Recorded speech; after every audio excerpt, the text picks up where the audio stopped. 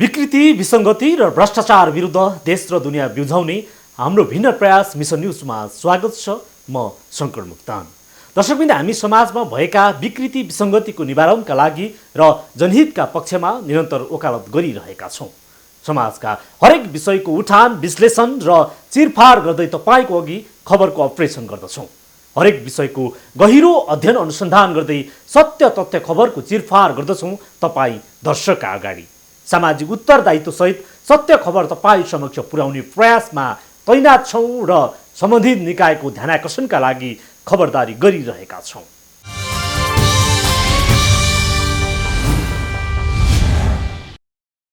दर्शकवृन्द, जनवरी 1 मा चीनको वुहानबाट कोरोना संक्रमण भेटिएको हो। करिब 5 महिनाको अवधिमा चीनले कोरोना संक्रमण लगभग नियन्त्रणमा गरिसकेको छ। नेपालमा पनि जनवरी 23 मा नेपालमा पहिलो संक्रमित भेटिएका थिए। संक्रमणका जोखिम बढेपछि सरकारले चैत्र 11 देखि लकडाउन गरेको छ। लकडाउन भएको करिब 2 महिना पुग्दै गर्दा लकडाउन व्यवस्थित बन्न सकेको छैन। लकडाउनमा भएको भद्रगोलले संक्रमण रोक्ने सरकारी प्रयास कामयाबी बन्न सकेको छैन। सीमा नाकामा भइरहेको हेल्थ चेकले अहिले पछिल्लो चरणमा संक्रमणको दर 100% मा पुगेको छ। गएको सोमबार यता दैनिक संक्रमण भेटिँदै जाँदा पनि लकडाउनलाई पूर्ण पालना गराउन सकिएको छैन। यद्यपि सरकारले कडाई गर्ने दाबी गर्दै आइरहेको छ। पहिलो साता 100 को हाराहारीमा संक्रमित भेटिएकोमा सोमबार यता 146 संक्रमित भेटिएपछि संक्रमणको दर बढेको छ। सीमानाका क्षेत्रमा भएका लापरवाहीले संक्रमण बढेको पुष्टि भइसक्दा पनि सरकारी सक्रियता उदेक लाग्दो छ। अनलकडाउन अवधि र त्यसको पछिको प्रभावको विषयमा कुनै आकलन नगरी सरकार अघि बढेको हो। सरकारको अदूरदर्शिताको कारण संक्रमणसँगै मुलुकभित्र जारी लकडाउन पनि अस्तव्यस्त बनेको छ। सरकारी अदूरदर्शिताले निम्त्याएको परिणामको चिरफाड आजको मिसन न्युजमा।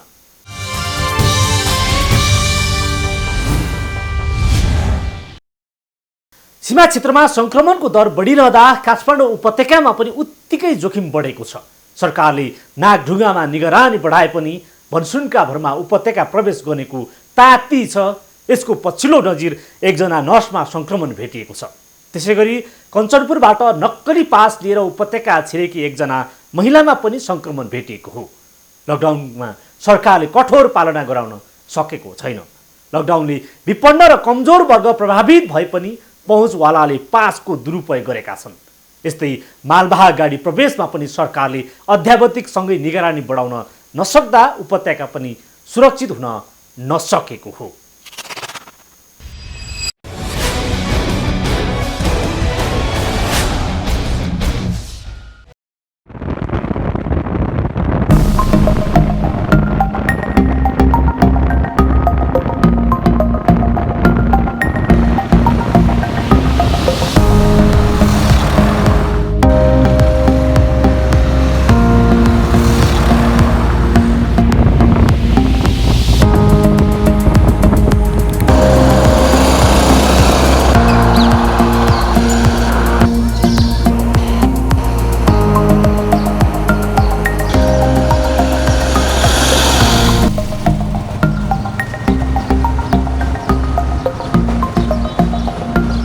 हाम्रो घर आँगनमै देखिएको यो कोरोनाको संक्रमित जुन नर्स भनेर तपाईँहरूले सुन्नुभएको छ, उहाँ चाहिँ 29 गते बाहिरबाट आउनुभएको। यहाँ साथीकोमा एक दिन यहाँ पनि हाम्रो यही टोलमा चाहिँ बस्ने नर्स बहिनी एकजना हुनुहुँदो रहेछ। उहाँको साथी रहेछ उहाँ, अनि उहाँ यहाँ एक रातको लागि सुतेर जानुभएको रहेछ। त्यसै अनुरूप उहाँलाई चाहिँ बाहिरबाट आएको भनेर जुन चेक गर्दाखेरि उहाँलाई संक्रमित त्यो पोजिटिभ देखेपछि अनि यहाँको हाम्रो त्यो जुन सँगै सुत्ने जुन साथी उहाँको साथी हुन्छ, उहाँलाई पनि अब चेकिङको लागि लगेछ। यो तरकारी किन्ने बाहनामा सम्पूर्ण हाम्रो टोलवासीहरू चाहिँ अथवा चाहिँ बाहिरबाट पनि धेरै आउनुभएको छ। अहिले हामी पनि देखिरहेका छौँ, तपाईँ पछाडि देख्नुहुन्छ अलिक भिडभाड पनि देखियो होइन? यो पछाडि देखिरहँदा भिडभाडलाई व्यवस्थापन अलि नभएको हो कि जस्तो पनि देखियो। अहिले हामीले चाहिँ के गर्दैछौँ भने कि हाम्रो प्रशासनसँग, हाम्रो प्रहरी दाइहरूसँग मिलेर पहिला चाहिँ प्रहरीहरू उहाँहरूले मात्र गर्नुहुन्छ। अहिले हामी पुरै यहाँ टोलवासी मिलेर तरकारी पसलहरूलाई पनि आफ्नो भएको सामान बेच्नुहोस्, अर्को चाहिँ नल्याउनुहोस् है। अब 2-4 दिन चाहिँ हाम्रो आँगनमा भएको यस्तो परिस्थितिमा हामीले संयमता अपनाउनु पर्छ। यसलाई चाहिँ हामी सबै मिलेर व्यवस्थित गर्नुपर्छ। भक्तपुरको यो थिमी जाने मुख्य नाका अहिले सिल गरिएको छ। तपाईँ देख्न सक्नुहुन्छ सवारी साधन चिन्ह दिएको छैन र केही सर्वसाधारणहरू टोलवासीहरूलाई आवत जावत गर्न दिए पनि अपरिचित व्यक्तिहरूलाई भित्र प्रवेश गर्न दिएको छैन। भक्तपुरमा 2 जना सङ्क्रमण देखिएपछि अहिले यहाँ भित्र रहेका स्थानीयहरूमा एक किसिमको त्रसित पनि देखिन्छ। तपाईँ यहाँ आफै पनि देख्न सक्नुहुन्छ सर्वसाधारण बाहिर उभिरहेका छन् र एक किसिमको डर पनि देखिएको छ उहाँहरूमा। जसरी अहिले कोरोना उपत्यकामै सङ्क्रमण देखेपछि अहिले साँच्चीकै यो थिमीभित्र अहिले विशेषतः थिमी 4 मा अहिले जान दिएको छैन।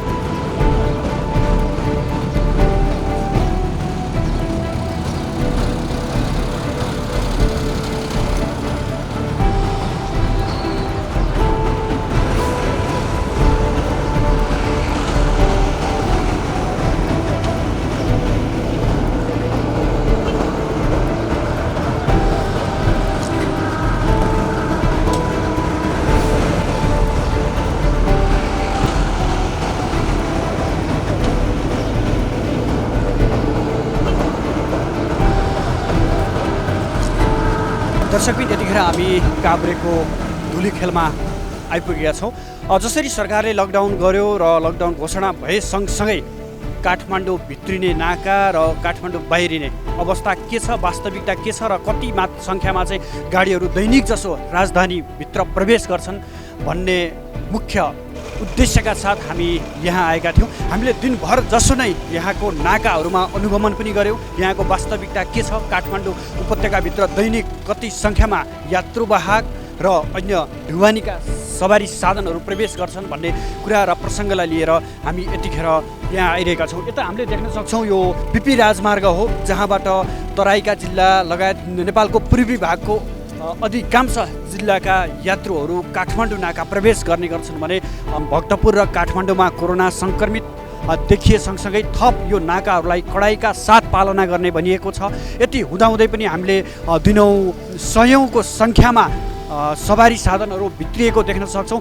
विशेष गरेर मालवाहक सवारी साधन र त्योमा पनि एउटा टिप्परहरू अधिकांश रूपमा चाहिँ काठमाडौँ उपत्यका भित्रिरहेको अवस्था छ भने अत्यावश्यक सेवा सुविधाका गाडीहरू पनि भित्रिएका छन्। त्यो सँगसँगै 2 पाङ्ग्रे र 4 पाङ्ग्रे जो निजी सवारी साधनहरू छ तिनीहरूको पनि उल्लेख्य सङ्ख्यामा यहाँ देख्न सक्दछौँ।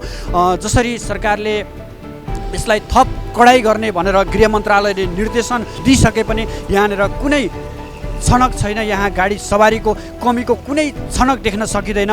यात्रुहरू अनेक वाहनामा अनेक नाउँमा चाहिँ सामान्य प्रशासनको पासका नाममा चाहिँ यहाँ यात्रुहरू भित्रिरहेको छ। यसले पक्कै पनि राजधानीको जोखिम अझ कति छ, राजधानी अब कोरोना सङ्क्रमणबाट राजधानी अझ जोखिम छ भन्ने कुरा स्पष्ट देखाउँछ। इमर्जेन्सी फोन आयो त्यही भएर मात्र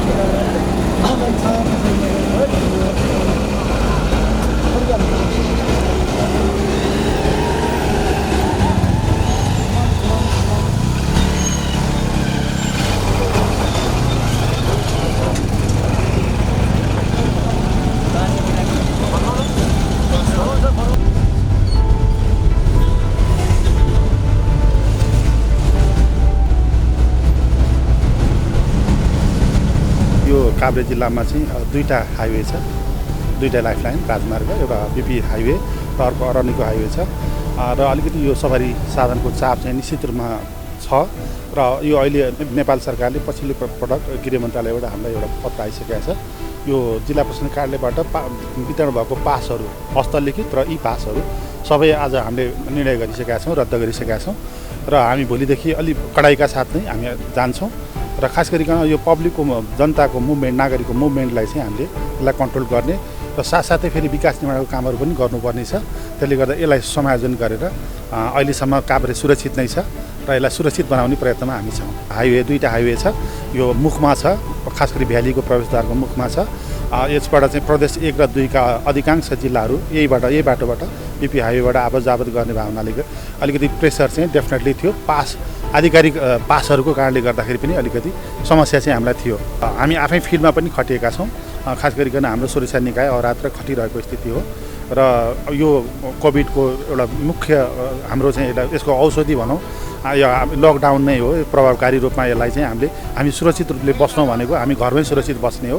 त्यसले गर्दाखेरि यो आवत जावत खास गरिकन मान्छेको आवत जावत र सवारी साधनको आवत जावतलाई पनि हामी यसलाई कडाइका साथ जान्छौँ र यसलाई चाहिँ हामी रोकथाम गर्छौँ। अति आवश्यक जो चाहिँ जस्तो अस्पतालको होइन डाक्टर साहबहरू आइजाइ गर्नुपर्ने स्थिति हुन्छ, त्यस्तै केही अति आवश्यक कार्यालयहरूको आवतजावतको लागि चाहिँ हामी गृह मन्त्रालयको अनुमति लिएर मात्रै पास जारी गर्छौँ र जिल्लामा जारी हुने पास पनि हामी त्यसलाई एकदमै कडाइ गर्छौँ।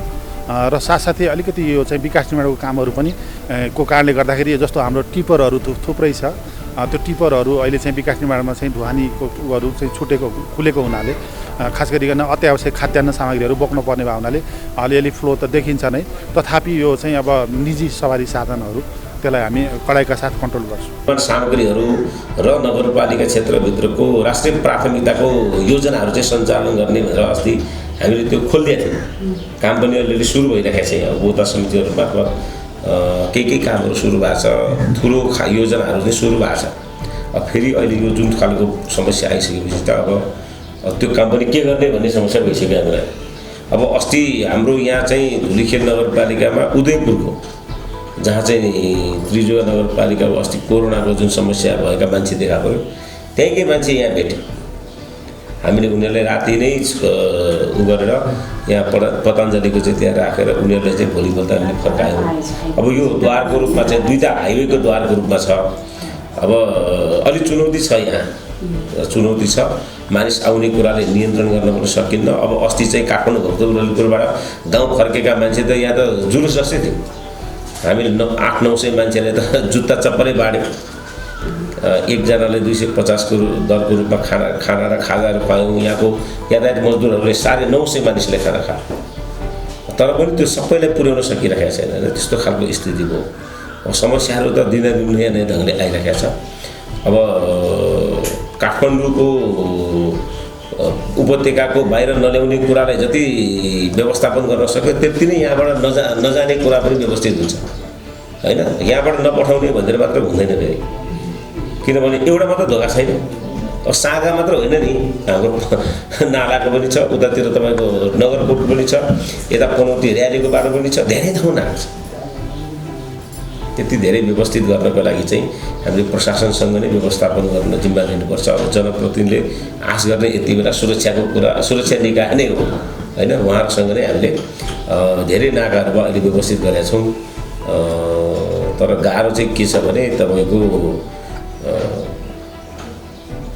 सिन्धुली रोके काभ्रेलाई सहिले हुन्थ्यो, ओखलढुङ्गाले रोके रामेछापमा आउँछ, रामेछापले रोके हामीले सहिले हुन्थ्यो। तर हामीले मात्र रोक्दाखेरि उता रोकेर भने चाहिँ 2 जिल्ला 3 जिल्ला क्रस गरेर आएका मान्छेहरूको चाहिँ त्यहाँ बिलाउन अप्ठ्यारा, उनीहरूको कुरा सुन्दाखेरि त्यो त्यति सहज छैन।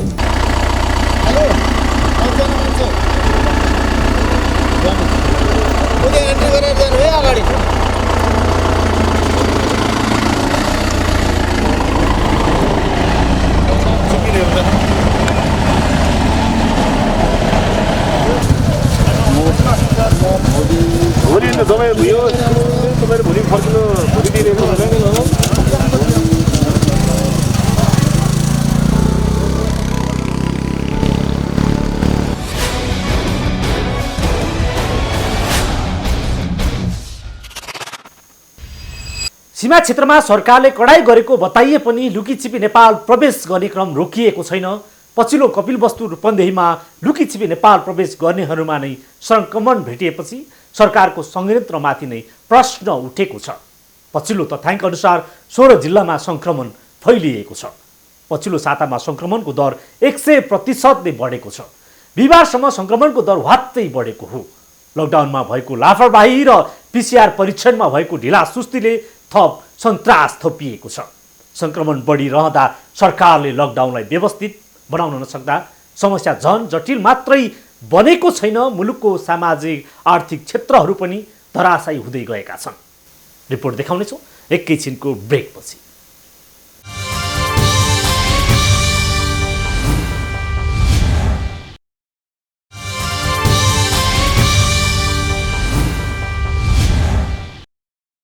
ब्रेकपछि पुनः स्वागत छ। दर्शकमित्र, पछिल्लो तथ्याङ्क अनुसार करिब 42 लाख संक्रमित र करिब 3 लाखको मृत्यु भएको छ। नेपालमा पनि करिब 250 सङ्क्रमित भएका छन्। विश्व स्वास्थ्य सङ्गठनले नेपाल सङ्क्रमणको उच्च जोखिममा रहेको भन्दै सचेतना अपनाउन भनेपछि सरकारले चैत 11 देखि लकडाउन गरेको हो। लकडाउन गर्नु सरकारको बाध्यात्मक निर्णय होला, तर लकडाउन अवधि र लकडाउन पछिको अवस्थाको कुनै आकलन गर्न सकेन। सरकारले हलुका रूपमा लकडाउनलाई लिँदा लकडाउनकै अवधिमा पनि सङ्क्रमणको दर वात्तै बढेको हो।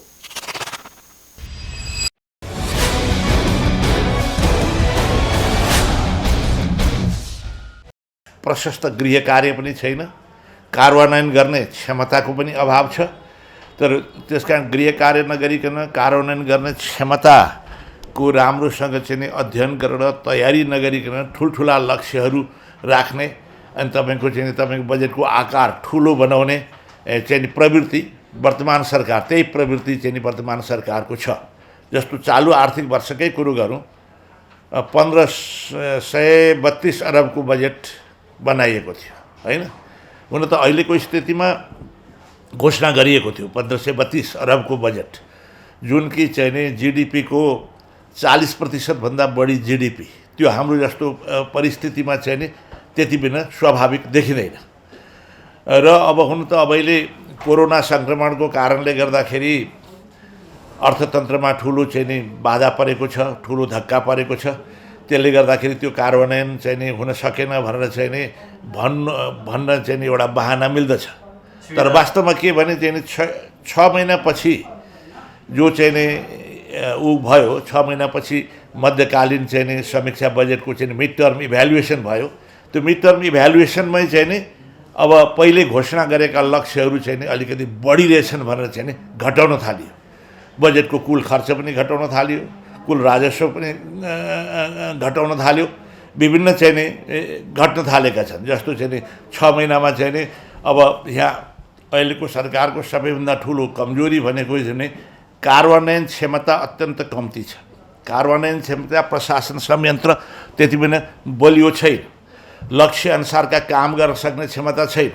र हामीले देख्यौँ कि हामीसँग जस्तो अब अहिले यतिखेर त्यो आइसोलेसन बेडको चाहिँ यत्रो ठुलो सङ्कटहरू आयो र अहिले पनि हामीले धेरै सम्बोधन गर्न सकिरहेका छैनौँ त्यसलाई, किन भोलि त्यो सङ्क्रमणको केसहरू बढ्दै जाँदाखेरि हामीलाई आइसोलेसन बेड नपुग्ने पनि हुनसक्छ। तर ती आइसोलेसन बेडहरू भनेको हाम्रो लागि चाहिँ त्यो तयारीको अवस्थामा सधैँभरि चाहिँ हुनुपर्ने रहेछ, यो कुरा हामीले महसुस गर्नुपर्छ। र त्यस्तै गरेर हामीसँग चाहिँ त्यसको लागि चाहिने सामग्रीहरू हैन, जस्तो औषधिका कुराहरू, सप्लाईका कुराहरू, प्रयोगशालामा चाहिने चाहिँ किट्सका कुराहरू, यी कुराहरूको बारेमा हामी चाहिँ दुरुस्त भएर चाहिँ बस्नुपर्ने रहेछ। अब यो सबैको लागि फेरि पनि एउटा पाटो हामीले नीतिगत रूपबाटै हामीले आफूलाई सुधार्नुपर्ने र त्यो नीतिगत तहमा चाहिँ निर्णय भएका कुराहरूलाई चाहिँ हामीले कार्यान्वयन गर्नको लागि चाहिँ एउटा चुस्तता चाहिँ रहनुपर्ने, त्यो कुरा चाहिँ मलाई लाग्छ यो प्रकोपले हामीलाई सिकाएको छ। र अर्को एउटा पाटो चाहिँ के रहेछ भने हामीसँग कतिपय बेलामा चाहिँ संरचना हुँदाहुँदै पनि, स्रोत हुँदाहुँदै पनि, जनशक्ति हुँदाहुँदै पनि यदि व्यवस्थापकीय पक्ष हाम्रो चाहिँ कमजोर भइदियो भने फेरि पनि हामीले चाहिँ आशा गरे जस्तो चाहिँ नतिजा चाहिँ उपलब्ध हुन नहुने रहेछ। त्यसकारण एउटा चाहिँ म्यानेजमेन्ट, एउटा व्यवस्थापनको चाहिँ पक्षलाई पनि हामीले त्यत्तिकै दोहोरो साथ चाहिँ तयारी गर्नुपर्ने हुँदो रहेछ। नयाँ ठाउँ, नयाँ चिज, नयाँ वस्तुलाई चाहिँ छोइसके पछाडि त्यसलाई राम्रोसँग चाहिँ साबुन पानीले चाहिँ हात नधोइकन त्यो आफ्नो चाहिँ नाक, मुख, अनुहारतिर चाहिँ त्यो औँलाहरू ल्याउनु भएन। त्यस्तै गरिकन चाहिँ यदि साबुन पानीको व्यवस्था छैन भने सेनिटाइजरको प्रयोग भनेर जुन भनिया छौँ, ती कुराहरू चाहिँ अहिले पनि त्यो एकदमै आवश्यक छ र त्यो चाहिँ हामीले सबैले पालना गर्नु नै पर्ने हो। आफ्नो लागि पनि, आफ्नो घर परिवार, आफ्नो छिमेकीहरूलाई चाहिँ त्यो कोभिड-19 को असरबाट, त्यसबाट जुन ज्यान जानेसम्मको खतरा हुनसक्छ, त्यसबाट जोगिनको लागि त्यो गर्नैपर्छ। त्यसमा सरकारले राम्रै काम गरेको छ भन्ने लाग्छ होइन। त्यस्तै यो लकडाउनको कुरालाई, यो भौतिक दूरीलाई चाहिँ अलिकति कायम गर्नको लागि यो लकडाउनको जुन नीति सरकारले अवलम्बन गर्यो यो पनि लाभदायक नै छ। तथापि अब देशमा चाहिँ हाम्रो मुलुकमा टेस्ट गर्ने सम्बन्धमा मान्छेलाई यो परीक्षणद्वारा पहिचान गर्नुपर्ने कुराहरूमा अलिकति समस्याहरू छन्, त्यसमा सीमितताहरू आएको छ, जति गर्नुपर्ने त्यति भइसकेका छैन। अब त्यसमा चाहिँ नै सरकारले ध्यान एकदमै दिनुपर्ने पक्ष हो त्यो। त्यस्तै सङ्क्रमित मान्छेहरूको सम्पर्कमा को आयो भनेर उनीहरूको चाहिँ एउटा व्यवस्थित ढङ्गले उनीहरूको चाहिँ खोजी गर्ने र उनीहरूलाई पनि परीक्षण गर्ने कुरामा पनि हामीले जति रूपमा गर्न सक्नुपर्ने थियो त्यो त्यति भइराखेको छैन। त्यो पनि अलि चिन्ताकै विषयहरू छ।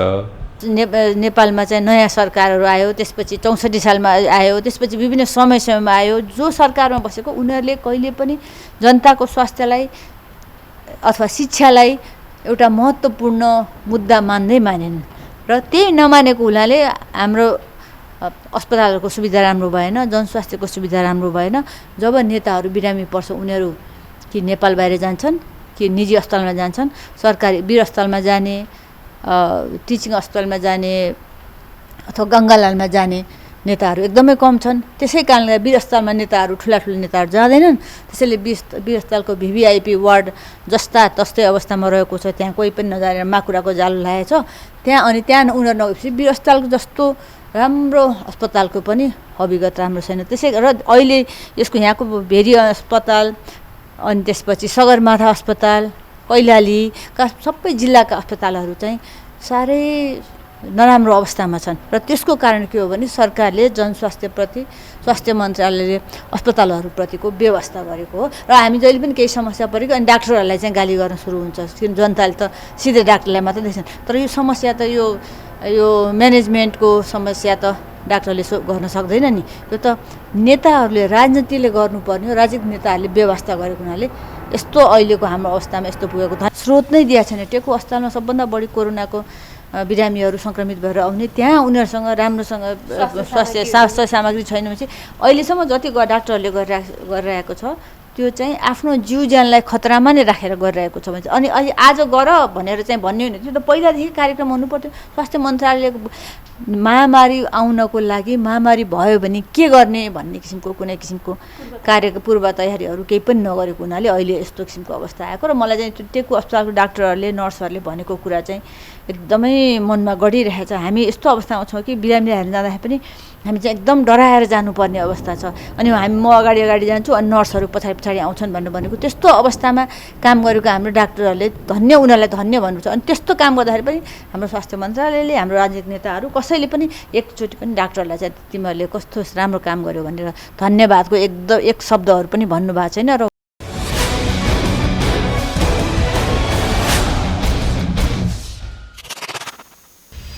लकडाउनको अर्थ नागरिक कर्फ्यू हो। नागरिक कर्फ्यू भएकै कारण अप्रिय हुन्छ, तर सरकारको बाध्यात्मक निर्णय हो। संक्रमणको जोखिम बढेको भन्दै सरकारले गएको चैत 11 देखि मुलुक लकडाउन गरेको छ। लकडाउन भएको करिब 2 महिना पुग्दै गर्दा पनि लकडाउन व्यवस्थित हुन सकेको देखिएको छैन। लकडाउन गरेर अत्यावश्यक सेवा बाहेक अन्य सेवा सञ्चालन गर्न नपाइने भनिए पनि लकडाउन उल्लङ्घनले करिब 2 साता सरकारको टाउको दुखाइको विषय बनेको छ। यसबाट के प्रष्ट हुन्छ भने सरकारले हरेक निर्णयमा दूरदर्शी बन्न नसक्नुले कोरोना महामारीसँग जुझ्न पनि सरकार असफल हुने सङ्केत देखिएको छ। हवस् त आजलाई मिसन न्युज यति नै। समाजको बृहत्तर विकासका लागि जनहित र राष्ट्रहितका पक्षमा हामी निरन्तर आवाज उठाइरहन्छौँ। विकृति, विसङ्गति र भ्रष्टाचार विरुद्ध देश र दुनियाँ बिउझाउने मिसन न्युज जारी छ। सत्य, तथ्य र निष्पक्ष समाचारका लागि हेर्दै गर्नुहोला माउन्टेन टेलिभिजन। नमस्कार।